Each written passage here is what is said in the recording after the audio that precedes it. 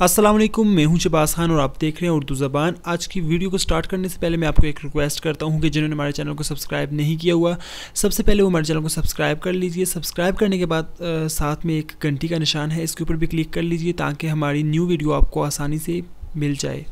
एक आदमी ने आलमा औरत से शादी कर ली। शादी के बाद उस लड़की ने कहा कि मैं आलमा हूँ और हम शरीयत के मुताबिक ज़िंदगी बसर करेंगे। वो आदमी इस बात से बहुत खुश हुआ कि चलो अच्छा हुआ कि बेगम की बरकत से ज़िंदगी तो शरीयत के मुताबिक गुजर जाएगी।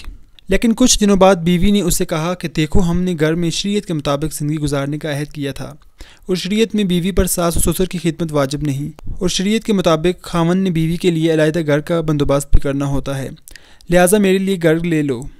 वो आदमी बड़ा परेशान हुआ कि अलहदा घर लेना तो मसला नहीं, लेकिन मेरे बुरे वालिदैन का क्या बनेगा। इस परेशानी में वो एक मुफ्ती साहब के पास गया और अपना मसला उनके सामने पेश किया। मुफ्ती ने कहा कि भाई, बात तो वो ठीक करती हैं।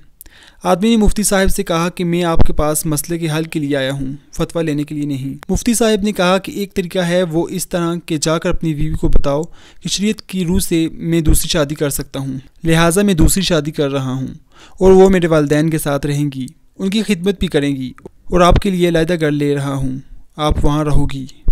बीवी उसके जवाब से सटपटा गई और बोली, दफ़ा करो दूसरी शादी को, मैं इधर ही रहूँगी और आपके वालिदैन मेरे भी वालिदैन हैं। इसका सबक कुछ इस तरह से है कि कुछ वक्त निकाल कर किसी मौलवी के साथ भी बैठा करें, क्योंकि हर मसले का हल गूगल के पास नहीं होता।